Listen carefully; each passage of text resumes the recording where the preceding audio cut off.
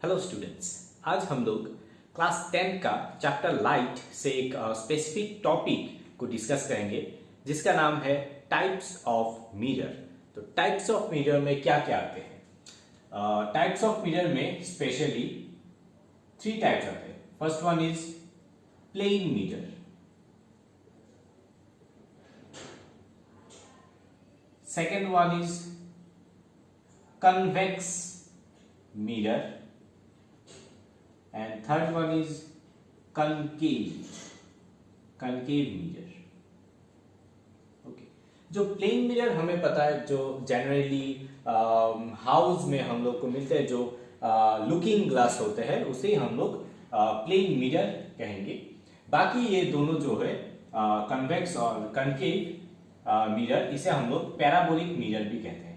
As a whole parabolic mirror.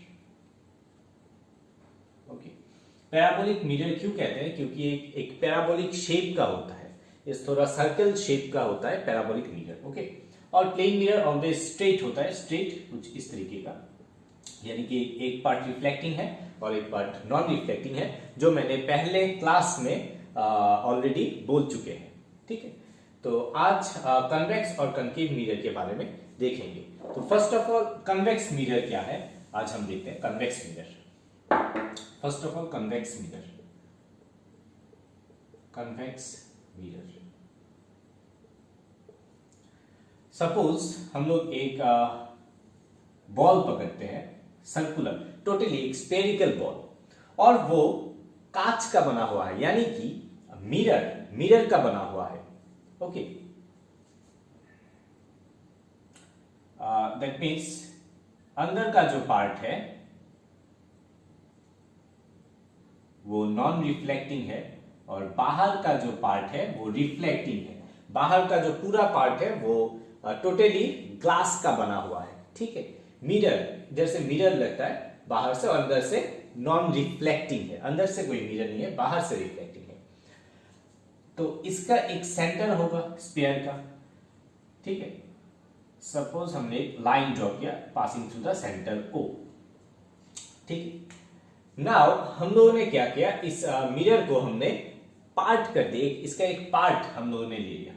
Suppose ये वाला part, इतना पार्ट हम लोगों ने ले लिया, यानी कि इसका जो एक पार्ट हमने लिया पूरा मिरर का, इसको हम बोलेंगे एपर्चर।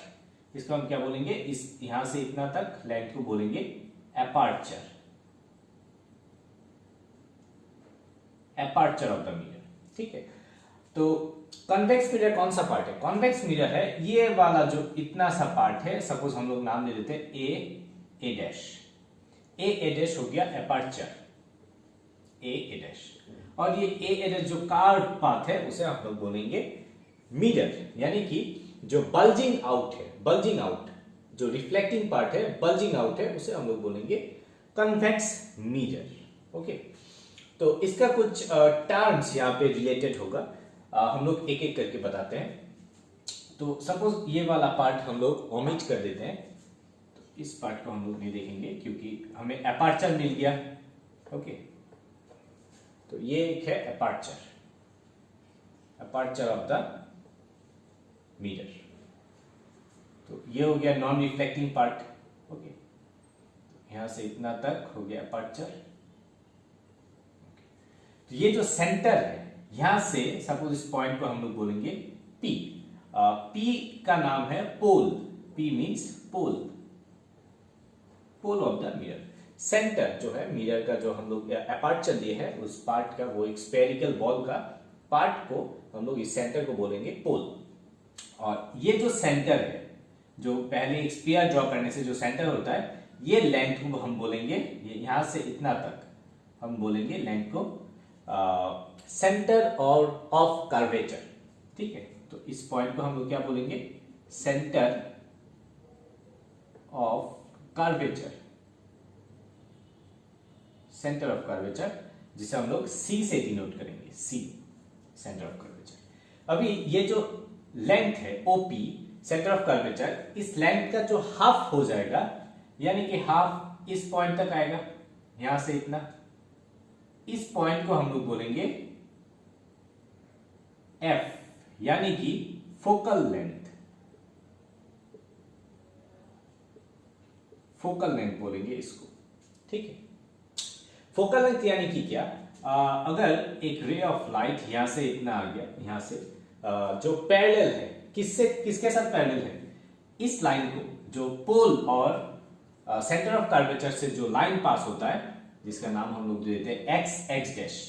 तो एक्स एक्स डैश को हम लोग क्या बोलेंगे, इसको बोलेंगे प्रिंसिपल एक्सिस, प्रिंसिपल एक्सिस, ठीक है। जो पोल और सेंटर ऑफ कर्वेचर से पास होते हैं उसको हम लोग बोलेंगे प्रिंसिपल एक्सिस। अभी हम लोगों ने एक रे ऑफ लाइट लिया जो प्रिंसिपल एक्सिस के साथ पैरेलल है, parallel to the principal axis.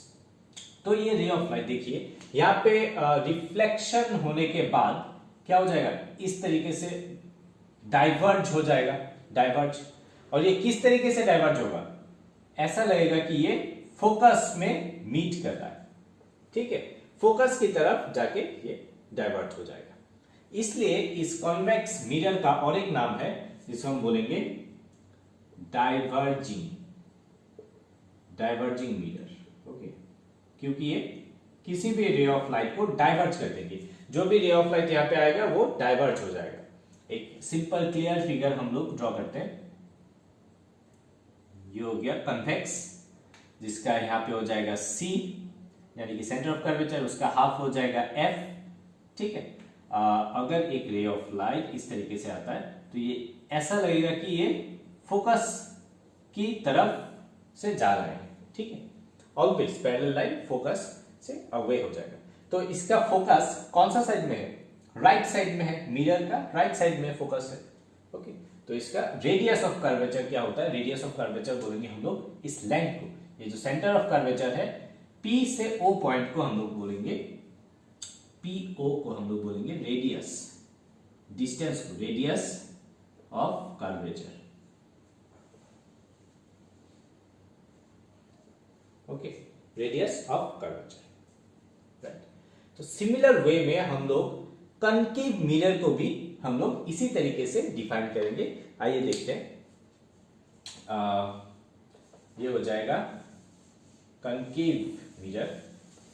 Similar way में हम लोग देखेंगे,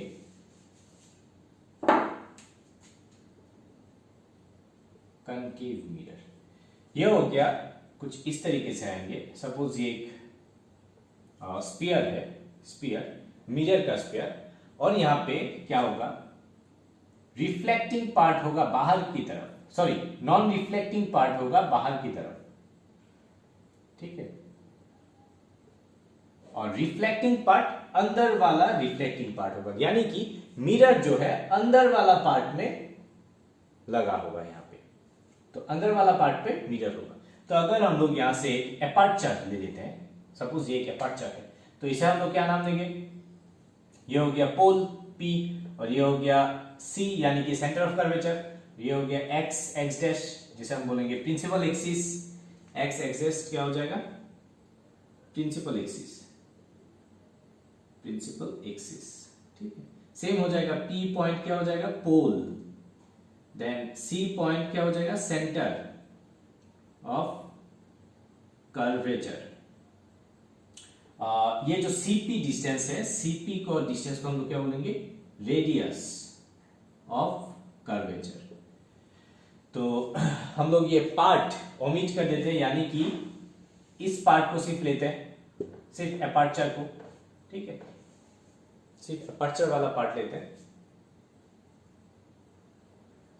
ओनली ये पार्ट। तो रिफ्लेक्टिंग पार्ट कौन सा है, ये अंदर वाला जो पार्ट है रिफ्लेक्टिंग पार्ट है, ओके। तो इसका हाफ क्या हो जाएगा, F यानी कि फोकल लेंथ। तो F क्या है, F मींस फोकल, सॉरी इसको हम बोलेंगे फोकस, बोलेंगे FOCUS, फोकस। और PF जो डिस्टेंस है, ये जो डिस्टेंस है इसको हम बोलेंगे फोकल लेंथ, फोकल लेंथ, ठीक है। फोकल लेंथ कौन सा पॉइंट है, जब कोई ray of light parallel to the principal axis आएंगे, ठीक है, एक पैरेलल रे आएंगे, तो ये पैरेलल रे यहां पे कन्वर्ज होके फोकल लेंथ से पास करेंगे, ठीक है। और फोकल लेंथ का डिस्टेंस क्या हो जाएगा, सपोज CP को हम लोग R देते हैं R, और FP को हम लोग स्मॉल f बोलते हैं, तो R equal to twice f हो जाएगा। यानी कि ये जो डिस्टेंस है FP और CF इक्वल होगा, तो F प्लस F 2F, तो R equal to 2F। Clear? तो ये पार्ट हम लोग बोलेंगे कनकेव मिरर। ओके, और इस ये जो है ये इसको हम बोलेंगे अपर्चर बोलेंगे।